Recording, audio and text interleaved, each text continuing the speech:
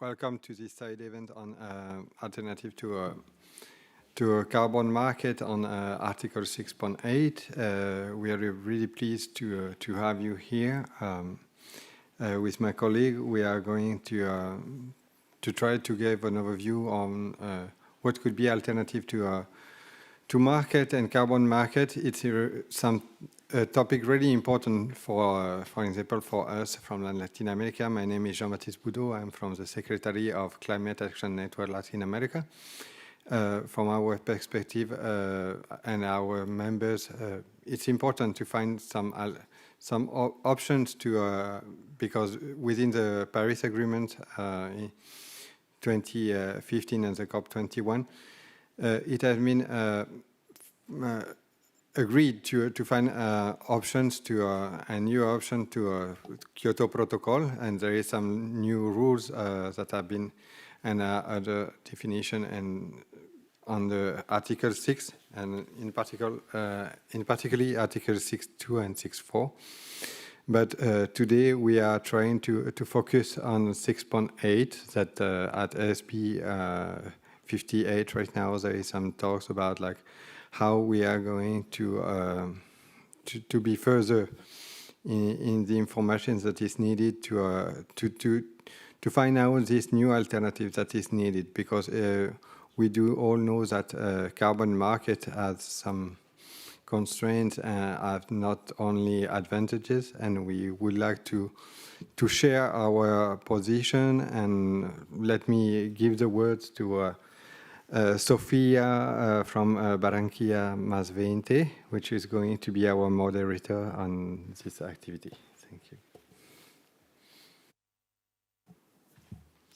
Hi, thanks everyone for being here. My name is Sofia. I come from Barranquilla+20. I'm an ecofeminist youth advocate, and I'll be facilitating the event for you today. So we will be starting with Catalina Gonda. She's a research fellow at the Australian Rainforest Conservation Society, and she's a co-facilitator of the Ecosystems Working Group in Climate Action Network and a PhD candidate for the Griffith University. She will be mentioning the Latin American vision on the carbon market and the alternatives. Okay, thank you so much, and really nice to see you all here. Just for disclosure, I'm Argentinian, that's why I'm speaking on our perspective from a regional level. But yeah, I just wanted, because I'm starting, I just wanted to give like some kind of introductory remarks and just kind of provide a context on why it is important that we start thinking about this alternatives and really how to scale up international cooperation in a more holistic way.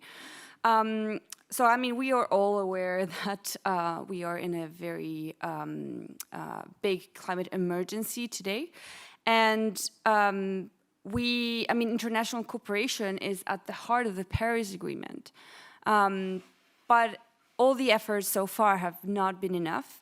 And this urgency really highlights the need to consider and think about the adequacy of the current approaches that we have for international cooperation, and what are the potential avenues for enhancing this ambition and really deliver the means of implementation to people on the ground. So not just speaking about top-down approaches, but also bottom-up approaches.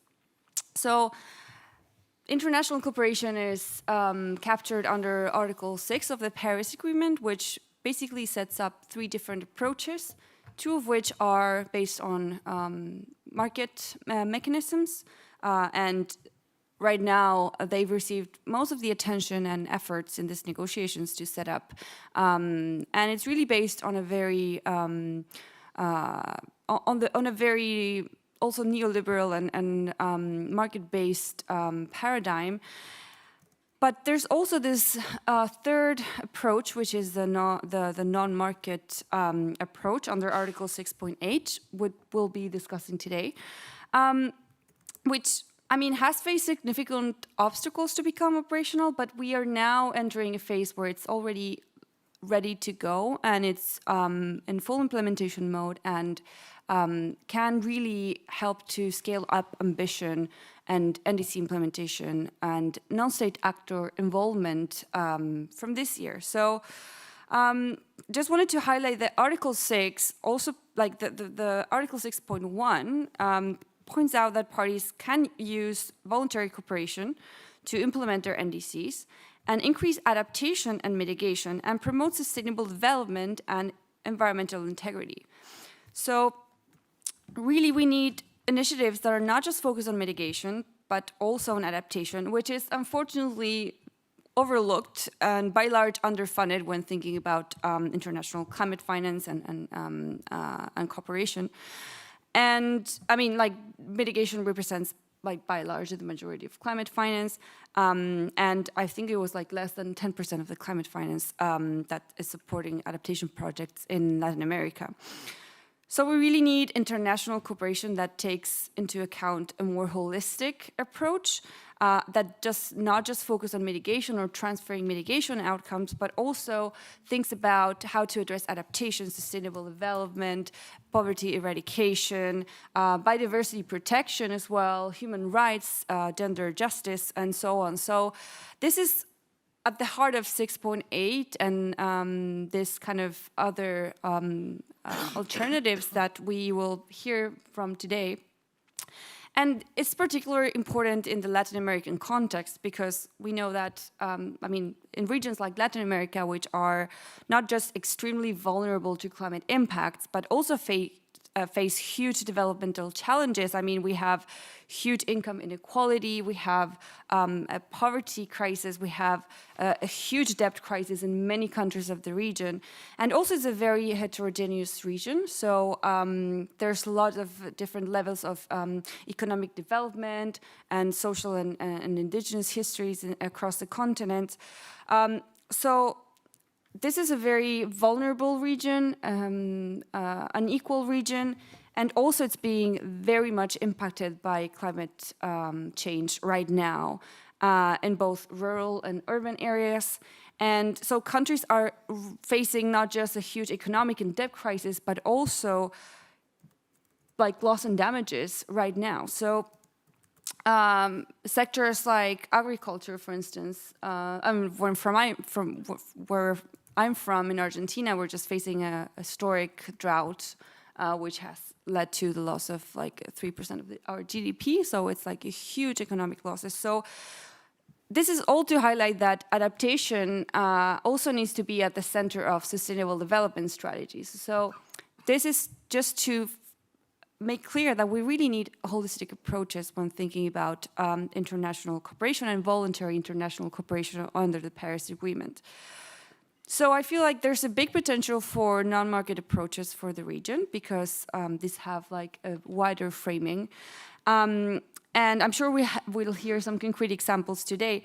But yeah, I think this is also a very big opportunity to really engage non-state actors directly, including civil society, and improve opportunities to deliver finance to initiatives in the ground. And also, I feel it's really a powerful mechanism to also increase opportunities for indigenous peoples and local communities as active agents of climate action as well. And this includes, like, for instance, initiatives that could support tenurial security for forest management by indigenous peoples, community conservation areas, and so on. Which are really, really risky to handle or to integrate in the logics of Article 6.2 and 6.4, so the market mechanisms. Also, speaking of like all the land-based initiatives, mitigation adaptation initiatives, there's way less risks to address those strategies and projects and initiatives under non-market-based approaches than in carbon markets, given all the environmental integrity risks and the accounting, the baselines risks, the human rights risks that we are already seeing there. So really Article 6.8, I feel provides a really good opportunity to address many of this more land ecosystem-based approaches to climate action in the region. And also, just from a human rights perspective, really allows for integrating like development needs, tenurial security for indigenous peoples. And yeah, just maybe to wrap up, this like, I feel like the framework that is being discussed and like the web-based platform that's being discussed on 6.8 really should allow for non-state actors to get more directly involved in this mechanism and help not only fund but also shape and implement these non-market approaches. So I feel like it's a really good opportunity to get those means of implementation flowing and really reach people in the ground now to really implement this holistic approaches that we need for delivering all of the Paris Agreement goals, not just the mitigation one. So I'll leave it at there and yeah, give it back to my colleague. Thank you, Catalina. As you were saying, countries are already facing loss and damages, and to address the climate crisis, we must reject neocolonial and false solutions to move towards real peoples-based solution, especially supporting women and a gender-based approach, as we are not also the most vulnerable, but we are also providing solutions for adaptation and mitigation. So based on that, I will pass the floor now to Souparna Lahiri. He will be providing us inputs on the dangers associated to the carbon markets and the need to implement Article 6.8. He is the Senior Climate and Biodiversity Policy Advisor for Global Forest Coalition. He's founder member of the Durban Group on Climate Justice and has been opposing carbon markets and financialization of nature for the last 20 years. So you can go. Good morning, everybody. Thanks, Catalina, for giving a very useful introduction. So back to the carbon market again. We all know that climate science, if we follow climate science, does not support offsetting. It does not support carbon trading. And that's very clear. There is no room for offsets at this point of time if we really want to keep the temperature below 1.5. Now, what I'm trying to say is that let's take avoided emission. Avoided emission does not contribute to reduction. Even if we talk of removed emission, it does not contribute to rapid and immediate reduction and has huge impacts on land sector, biodiversity, and the communities who are the stewards of our land, forest, and natural resources. But still, even that there is an article called 6.8 within the Paris Agreement, we still see a big push and continuing push on 6.2 and 6.4 of the Paris Agreement, and putting all our resources and time into that development of a carbon market. There has to be a reason why. You know that this is not going to act. This is not a legitimate climate action. This is not going to get to us by 2030, the target that we are setting. But then knowing fully that why we are still on it, there has to be a reason for that. And that's why I'm trying to kind of think out what is this framework that they are trying to develop. Now, this carbon market framework is essentially an extractive framework. It tries to extract carbon and then trade the credits that they extract out of carbon in the international market, and that is how their investment gets a return. Now, so therefore, this extractive framework has to be developed and is being developed solely based on the accounting of carbon. How much carbon sequestration you can have, and how to access that carbon, which means how to access our land, forest, and natural resources. The framework is very clear on that, if you really have to develop a carbon market. Now we all know that the stewards of our land, forest, and resources are the indigenous people, communities, the women within the indigenous people, and local communities. Therefore, in this extractive framework, the indigenous peoples and local communities will always be the adversaries to the investors of this carbon market. This is very important. They have an adversarial role, not a kind of a mutually beneficial role.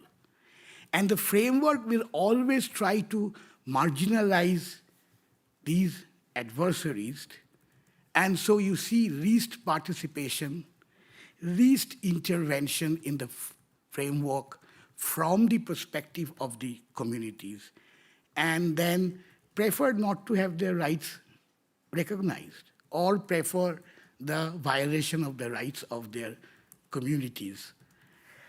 And so if there is an intervention from the communities within this extractive framework, what we find out is basically a kind of a buying out through throwing out minimal benefits, or otherwise we see conflicts developing within that whole framework where the communities resist such carbon trading or carbon projects. And so here comes the role of the state as a facilitator. It facilitates the framework, it facilitates the increasing power of the investors who are the private sector, the private finance, the corporates.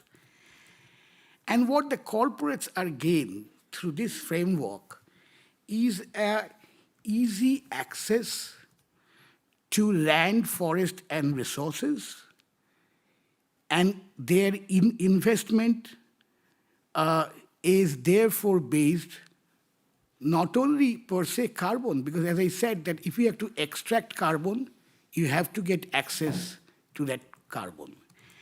And the returns they see are very steady, stable flow of returns to their investment through the carbon credits, through the selling of carbon credits in the international market. And the state manages the conflict through, I would say at this point of time, even national or international agreements and policies that are trying to facilitate carbon market. Now, what the corporates again gain in this process, and they have directly spelled out in the Rio +20 declaration. What they gain is in the process is access to the natural capital. You see the documents, how they are defining the natural capital. What is that natural capital?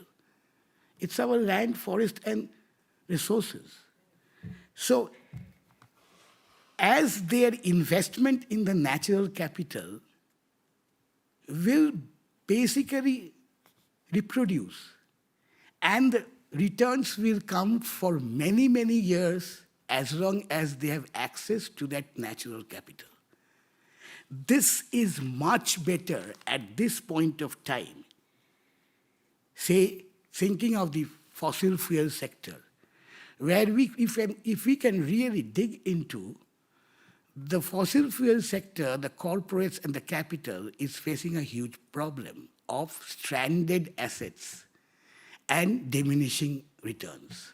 The investment are not getting returns that they should. So I would see the climate crisis is being used by this phase of capitalism and the capitalist to kind of restructure, shift their investment in stranded assets to the natural capital, which is land, forest, and resources. which will give them many and much more returns for the next many, many years. So this means that we are going into some kind of a colonial framework again. And therefore, I would say, and it is now being articulated, that the carbon market or the carbon market finance they are actually saying is not a climate finance. And basically, it leads to the flow of capital from the global south to the global north. And that's what we call the colonial form of economic framework. And what we now see at this point of time, because of the Paris Agreement, is that there is a more direct intervention of the state in appropriating those carbon credits and sell as a state, as a country, those carbon credits in the international market. And this is what we are seeing developing in Africa. Zimbabwe has come out with a 54-page framework where they are saying that the state will be basically the carbon credit seller and they will sell into the international market. Gabon has already done it. Tanzania is on the way. Kenya is on the way. And so the whole of Africa is now being transformed into the colonial framework of the state appropriating the rights. Because if you are saying that I am the owner of carbon rights, what happens to the land, forest, and trees where carbon is? What happens to those indigenous people, local communities, and women in them who had access to those resources? Which means that you are again taking away those rights that has actually happened in the colonial times. And it's a neo-colonial framework of extraction and exploitation, where capital flows from the global south out to the global north. And it has nothing to do with climate finance and real climate action. Because this is not going to get anywhere near any climate action that we all know. Because carbon trading is not reducing carbon emissions, period. So we are looking and we have to look for that kind of finance which does not ask for return, which does respect that if we have to have real climate solutions on the ground, it's the communities who are the main facilitators and stewards, who are responsible for real solutions. And we have to have a framework that facilitates that. And therefore, we are pushing for a framework of a non-market approach where the finance is no way connected to returns back to the market, and a non-market mechanism and projects which are basically facilitated by the communities on the ground and which confines itself within the limits of the ecosystems with basically an ecosystem approach. And that is what we find currently in the Article 6.8. And that is why we are really trying to see that since the chair has already said that 6.8 is in a full implementation mode, that really that implementation takes place, there is a clear roadmap, there is a clear timeline, and unfortunately or fortunately, the developed countries don't block that implementation. Because as I told you, there is a huge interest in carbon market, but it's not climate action, period. Thank you.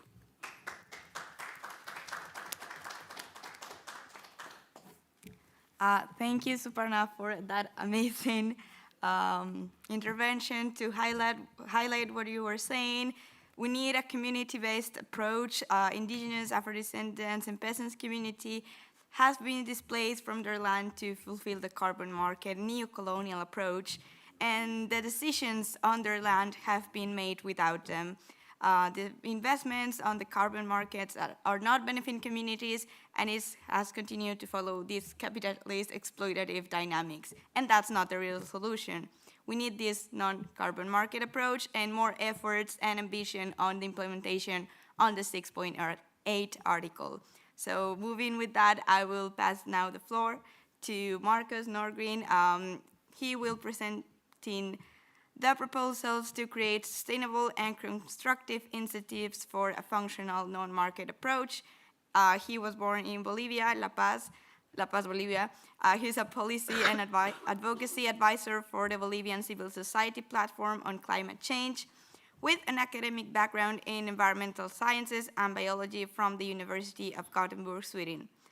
Marcos holds a master's degree in ecotoxicology and botanical change.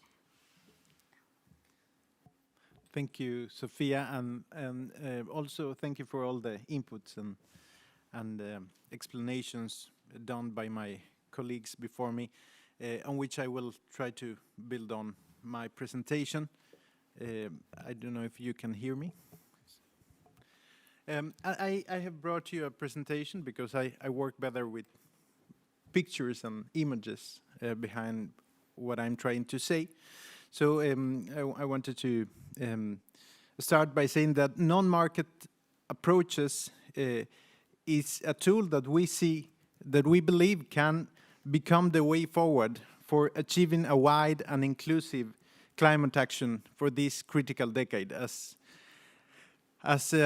my colleagues before me were saying, we are really in a climate emergency, and the signs of this emergency are really showing out, and we are on our way to a temperature increase of more than 3 degrees Celsius in the coming years without the NDC compliance. So the let me start. The effect will be much greater also in the regions.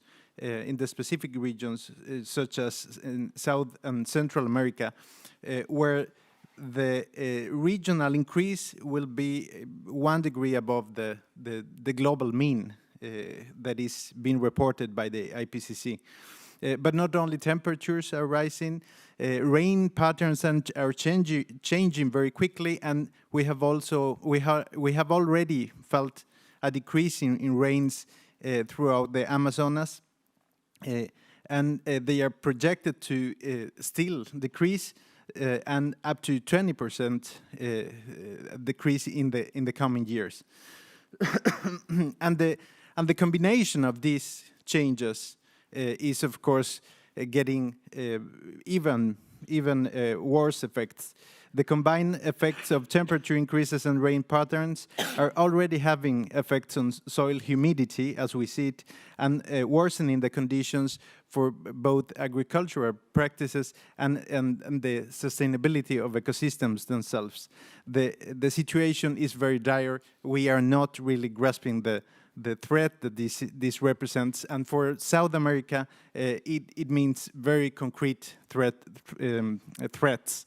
The signs of a collapse are already present. 75% of the Amazon basin is showing already signs of slower recovery after droughts, and higher tree mortality and slower growth rates throughout the Amazonas. Most of the forest has been impacted already, and as Brazilian researchers put it, we could be facing the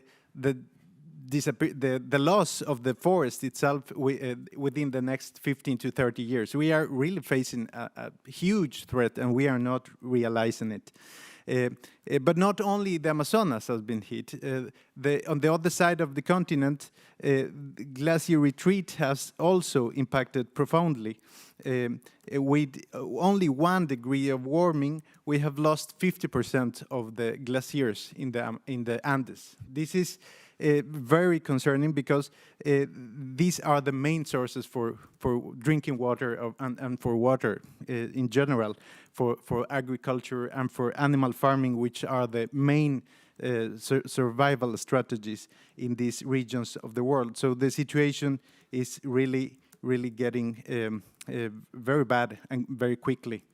Up to 85% of the water that is available in the Andes, in the high Andes, actually come from glaciers, from meltwater from the glaciers during the dry years. And this year is going to be one of those possibly extreme El Nino years coming, which will, of course, suppose great challenges for people.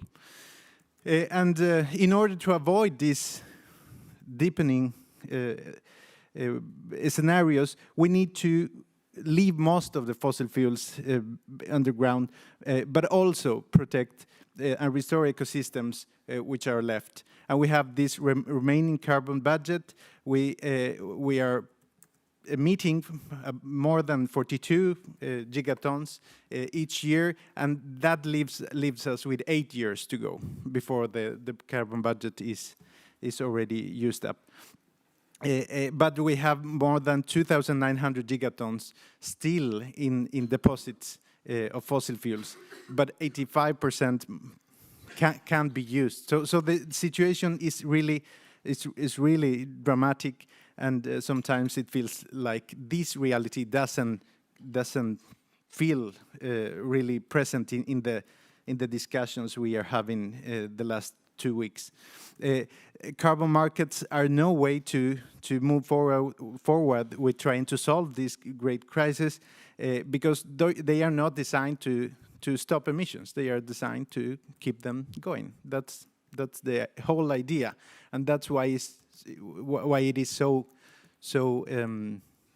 appealing to most of the delegates discussing this. So this is a huge problem. Carbon offsetting has no real place in the climate response that we must carry on now. And carbon offsetting within the carbon market approach works by allowing emissions in the North continue, and in exchange of payments that in theory should avoid deforestation, something that has been proven to be false in several researches and studies, but it does create conflicts and promote the violation of human rights. That's something that we can actually see happening. So what we bring as examples of what this alternative could look like is that the non-carbon market approach that we are proposing must ensure the continuity of ecosystem functions, but in very close relations with ecosystems. So what we are saying is that communities, with help of this dedicated funding, could be allowed not only to preserve the forests and the ecosystems, but actually to enable them to engage in restoration and productive management of the potentials within these ecosystems. These managed collected non-timber ecosystem products could then be included in climate agreements and be offered to donors, and the possibility to shift also consumption patterns. So there is the potential for mutual benefits, which we believe could be harnessed within the non-market approach.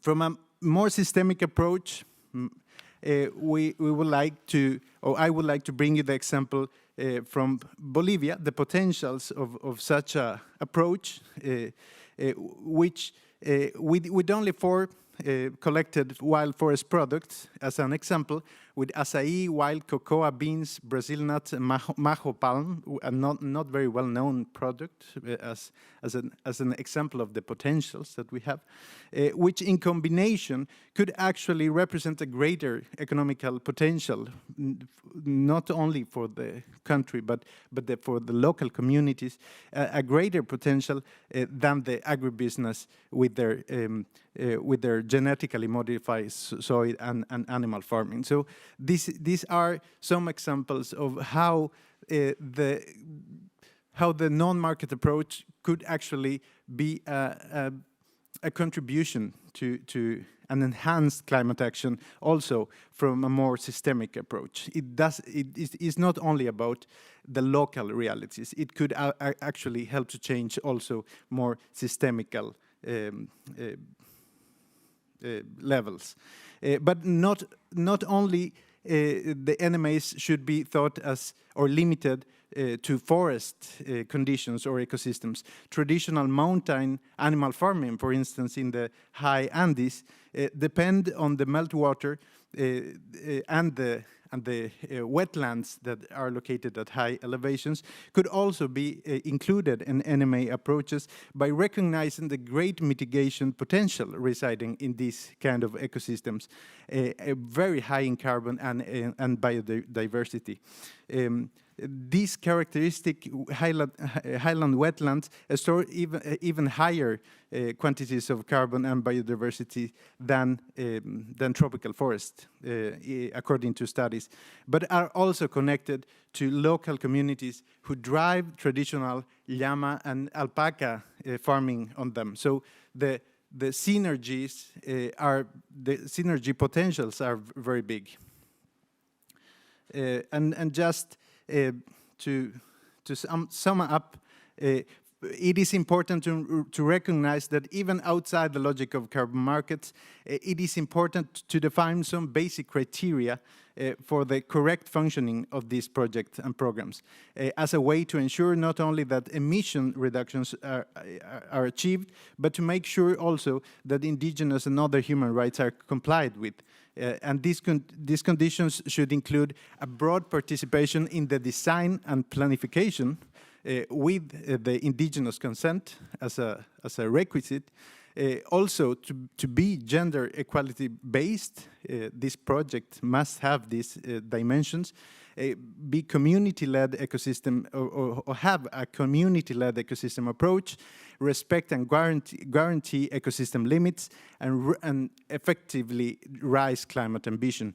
And we must also be clear about putting some limits on these kind of non-market approaches with a clear prohibition for these projects to be moved over to carbon markets.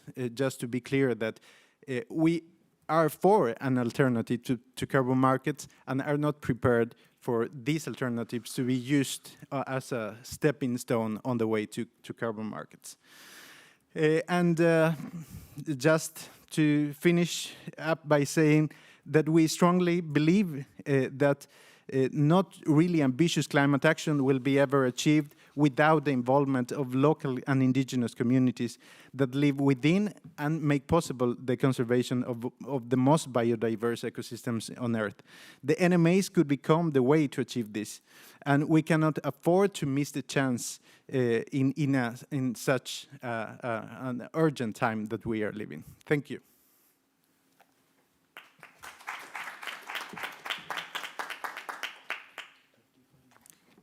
Thank you, Marcus, for also mentioning that, to highlight that we are facing the loss of the Amazon forest. We are facing the loss of the Andean glaciers. It's not something that's going to happen in the future. It's something that's happened.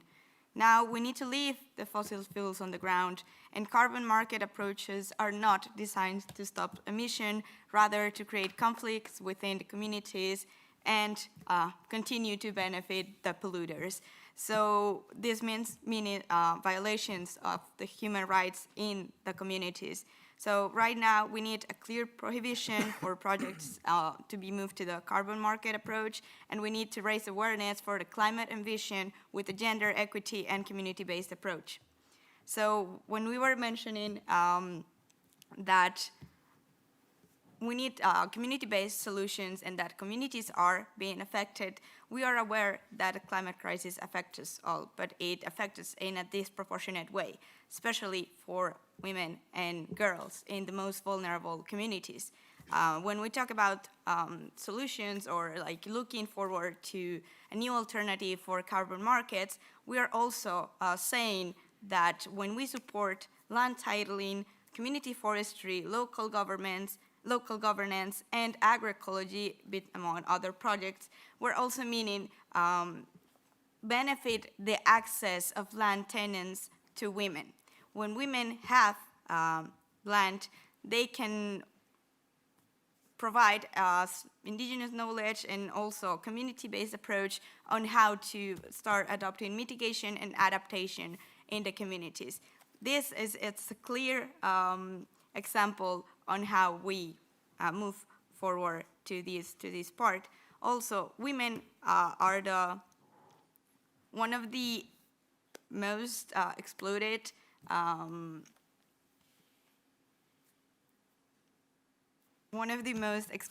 in between the system as they do the care work, unpaid care work.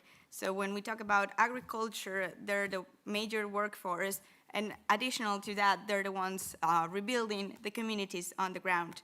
So by not supporting land tenants to women, by not giving them a compensation to also do this care work, by not allowing them to have decision on their land, on like capacity building, to also how to look for a sustainable agroecology throughout the time, we will not be able to actually start emphasizing on gender equity.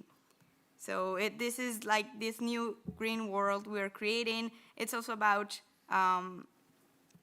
bringing this adaptation and mitigation to the women like hands. I will be opening the floor to questions.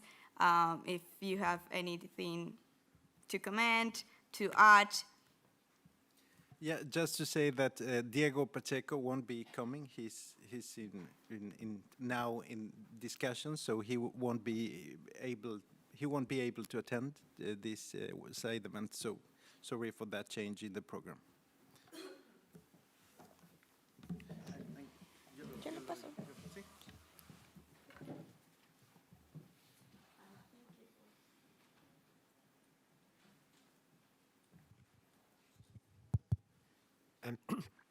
Thank you for very inspiring and interesting session. So I don't come from corporation. I'm very much supporting your message. But what is the takeaway that I can have? So you very much focus on the land type of solution. But let's say if there is a genuine project avoiding emission in a local community, for example, an investor come and set up a solar panel in homes of people and take away the carbon credit. Is something that can be, in your view, and supported, endorsed, this type of financing, or is again, you have also some criticism in this type of investment, more on the mitigation side.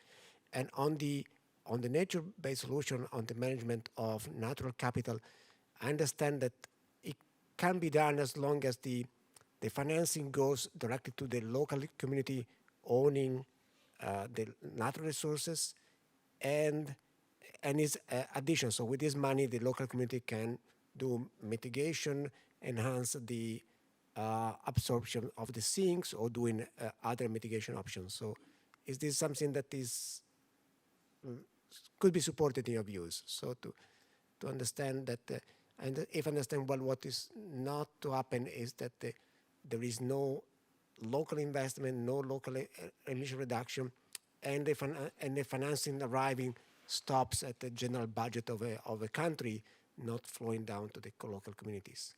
Sorry for putting you this basic question, but I want to know exactly your views and what can I take away from this very interesting session. Thank you. I think it was.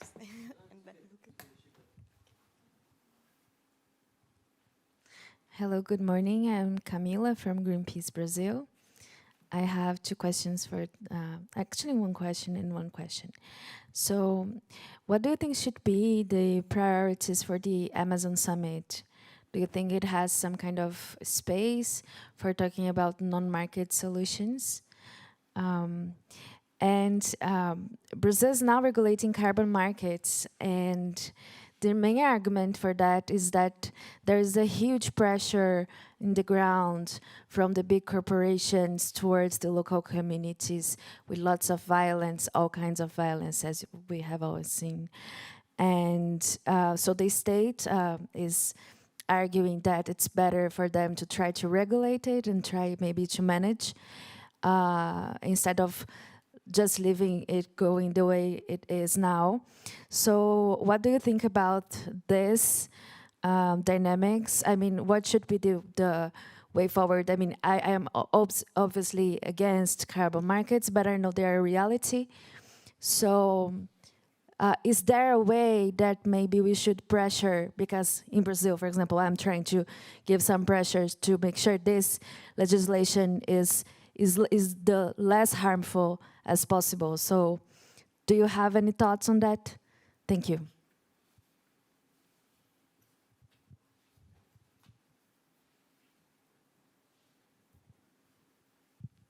Thank you. I'm from Brazil as well. I'm from the Latin American Climate Lawyers Initiative. It's a non-profit organization, a network of lawyers in Brazil. As Camila just said, we are kind of worried about the progress of carbon market regulation in Brazil. We're trying to maybe set up a kind of watchdog in this process. And I'd like to understand from your perspective, how do you see we could set up this watchdog, and not only in Brazil, but also using the experience and consolidating regulation in all countries in Latin America?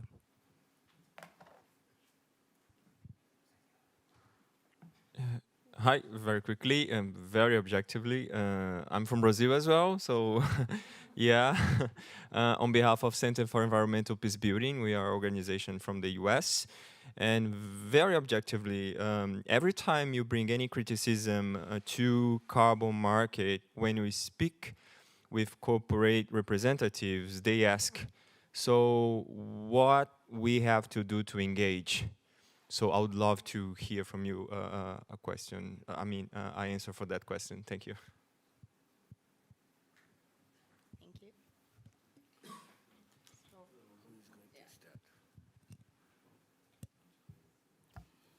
I'm happy to break the ice if...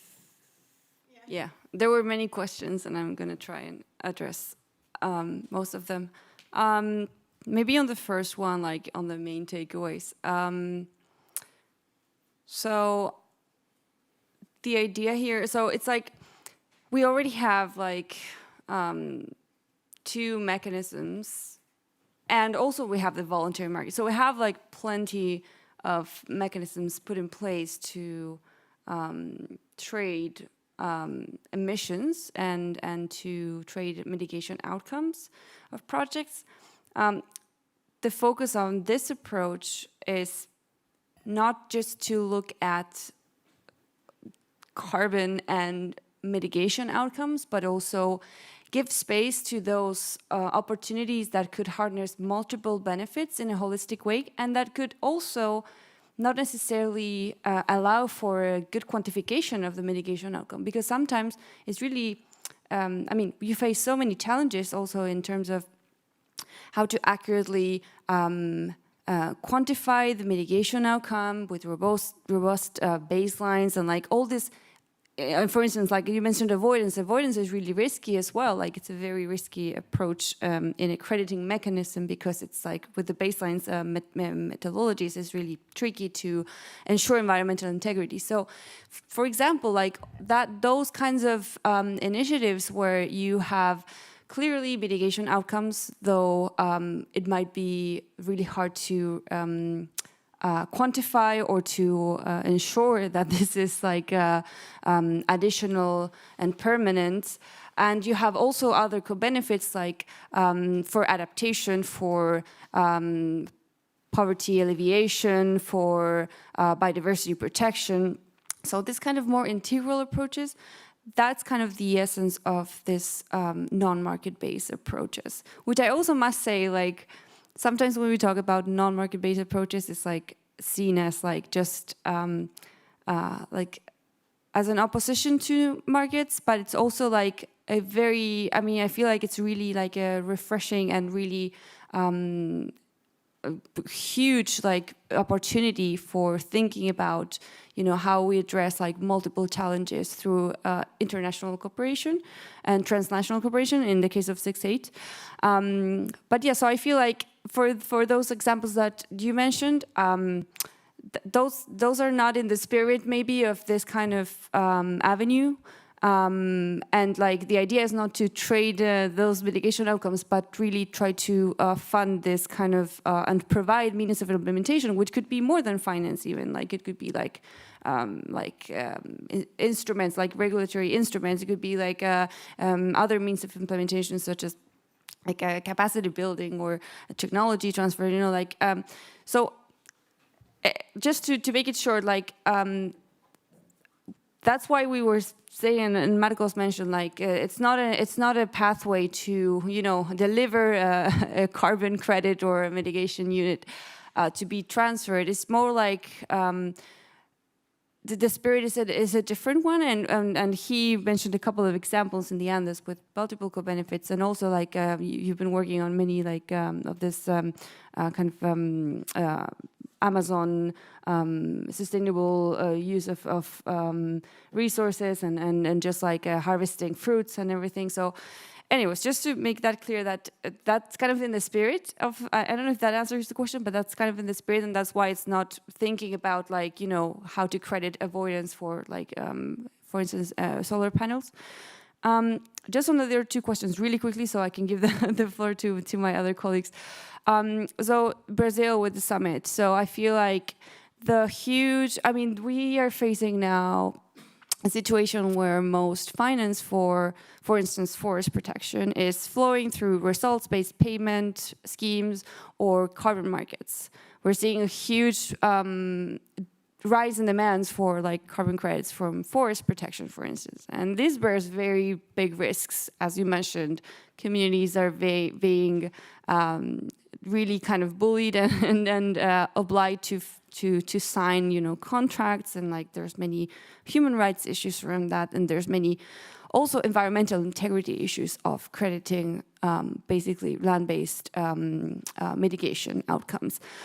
So it's really good that Brazil is looking at, you know, like just alternative finance avenues, and I feel like that's also important for regions like Latin America, which, I mean, the Amazon spans many other countries as well. And it's not just the Amazon, we have so many other biomes and like in critical ecosystems that we need to protect. And it's always, like, it's such a challenging issue because it's like, it intersects with so many other developmental issues, so it's a really tricky situation when speaking of forest conservation and ecosystem conservation and protection. So I feel like all these initiatives that also are going around, and like for instance like the Amazon Fund or all these initiatives that we've seen presented in the previous COPs, it could be a potential, or like Article 6.8 could be a potential place for those initiatives to also kind of live in a way so that it can connect, you know, all those funding commitments and just the philanthropies that are like also trying to support this kinds of projects to concrete initiatives and support parties' NDCs in the way. So it's kind of like landing those within the Paris Agreement as well. So under 6.8. So I feel like it could be interesting to see if Brazil is it could also lead a discussion on the importance of 6.8 for this kinds of for funding. And just finally, I'm happy to catch up with you later on the carbon markets regulation monitoring. It's something that's picking up in the region, and I definitely feel in the region there's not enough capacities to follow these issues, and specifically carbon markets. They're super like intricate, complex, technical, and yeah, I'm happy to talk after that. So I don't take up a lot of more time. So thanks.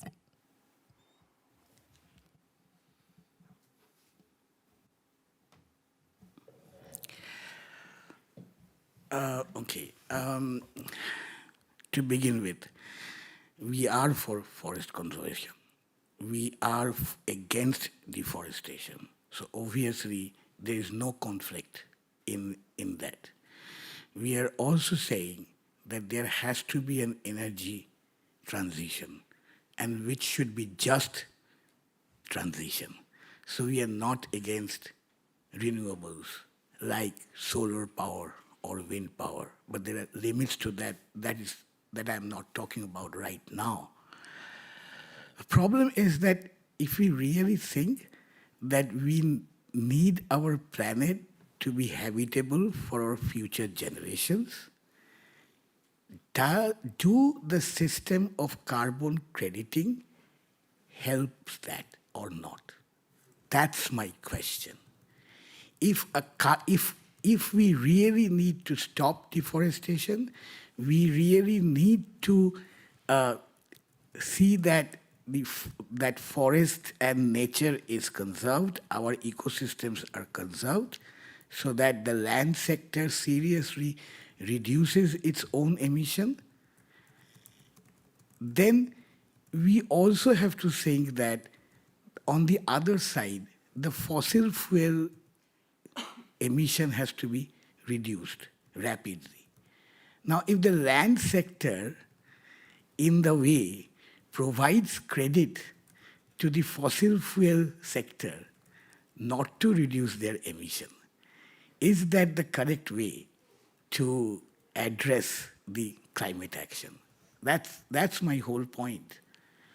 And so personally, I am very rigid at this point of time with the timeline, is that any climate solution which does not align with the 2030 milestone of reducing carbon emission by half is to me a false solution. I'm very rigid on that. There is no other way. Because this cannot go on for long. It's going on for almost like 25 years. And what have we achieved? We are close to the tipping point. And still, how can we talk of credits which doesn't reduce emission? Can somebody just tell me that? Why are we today still continue to talk about credits when we know that we are reaching the tipping point? We are seeing flooding, drought, storm. Farmers are devastated by crop loss, and still we are talking of credits, and we are not talking of reduction of emission. How does that? It seems that we have lost sensitivity to our own future and this how to make this planet habitable. Otherwise, I'm fine. Many of us are like, will be not there within the next 20 years, perhaps. Go to hell. What am I to do with this kind of discourse? If majority of us doesn't even think that discourse is completely wrong. It's a discourse of the same capitalism, which facilitated colonialism and now facilitated another phase of colonialism, simply to be there with their investment and return. This is nothing to do with climate or climate action. They have created the climate crisis, but they're still going to get the return by investing, showing that they are going to take action on the climate crisis. It's very simple to me. I don't know why it is getting complex to others.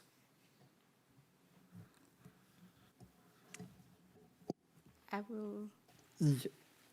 Just one little thing on the takeaway. I guess there is something important on the logical of 6.8 alternative, because from my perspective and experience with local and indigenous community, also it's hard to give some solution based on market when the approach and the development of the territory is not based on market also.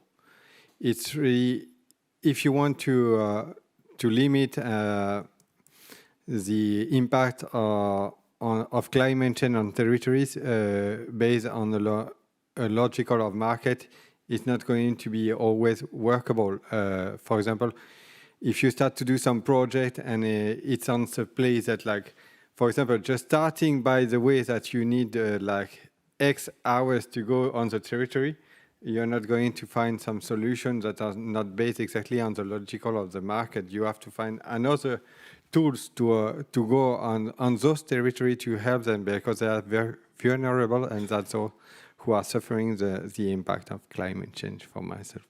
Thank you very much.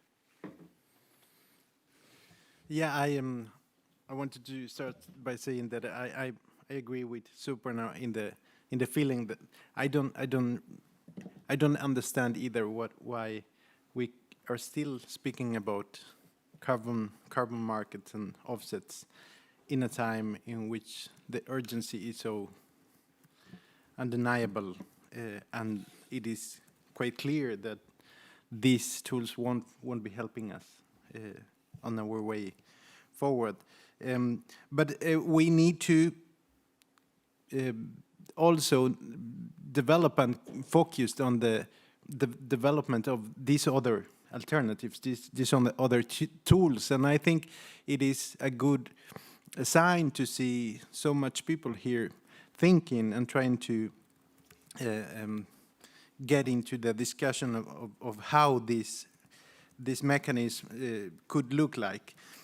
Just to get into some of the questions, I think one of the things we could do to actually try to move the discussion around the carbon markets and what they have left to negotiate is actually we need to recognize that avoidance projects have no really sense. It makes no sense to keep them in those kind of frameworks, and we would need to make those activities possible within the 6.8 in some way, in some setting, but of course excluding the offsets from the proposal. This, of course, will change completely the mechanism and the incentive that it provides, but it would be much more coherent with the current situation. And I wanted to end by saying that energy projects, of course, must be a part of this approach as well, and actually be a way to improve access to energy, which is a question that is still needed to be solved, and urgently, if these communities are going to be able to improve their situations in the face of the impacts that are already being felt all around the world. So definitely, but we need to be clear about the rules and the conditions that these projects must be made on, and this is, I think, one of the main discussions left the next months until the COP28, when the web-based platform should be launched, and we should be seeing the first projects being registered in the system. So it is an exciting time, because I think we have finally moved over to begin to dream of a new set of tools that could actually begin to turn the discussion into a better direction. That's what I wanted to say. Thank you very much, and I'll leave you to Sofia. I just like to add, one should always dispel this whole thing that when we criticize or, oppose something, there is nothing like any alternative framework in our mind. No, that alternative framework actually facilitates the whole process of criticism or opposition or resistance. And as Marcos has rightly said, that our efforts in pushing for a non-market approach or under Article 6.8 exactly is a kind of thought behind an alternative model of economic development which does not exacerbate the current climate crisis.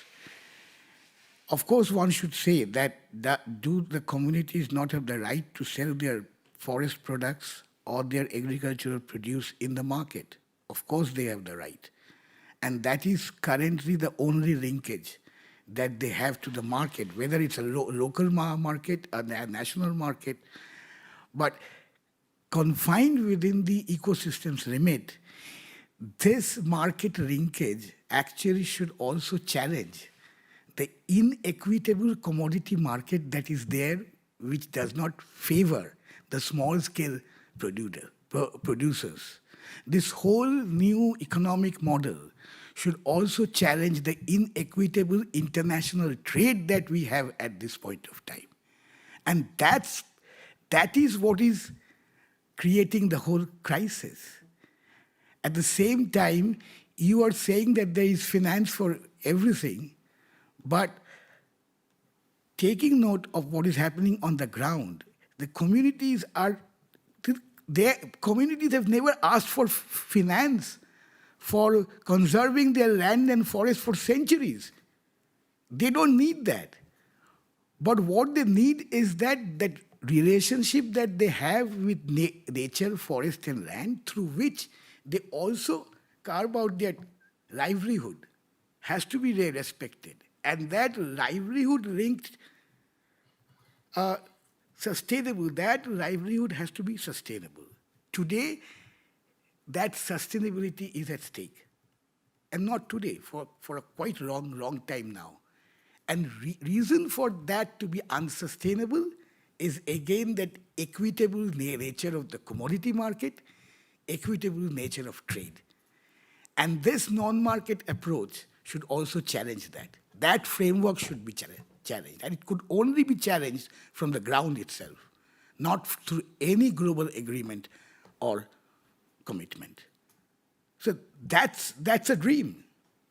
Why not do that? Let's try that. And if that helps the climate crisis not to exacerbate, what's wrong in that? Thank you so much, everyone. I would also like to mention, when you were asking about how do we see the local projects, right now in Barranquilla+20, we have 2 active projects on capacity building for the biodiversity care on the low-carbon schools, and also girls' education to support and provide the tools and empowerment for them to have the active and significant participation in deciding over their territories. So I think when we ask about how to support local projects and non-carbon markets approaches in the territories, it's about asking for the initiatives that come from women and the communities, because we can mitigate what we can't quantify, so therefore also more local research is needed. That's also a way to support local research. And also when we talk about this, to close a bit, non-carbon market approach, it should come from the communities and the work in function of the communities. They are the least responsible for the climate crisis, but still are the ones safeguarding more than 50% of the world's biodiversity. We need real solutions, systemical change on the extractivist capitalist system, and real action now for a more equitable and fair society. Thank you so much for being here. You can always reach to us.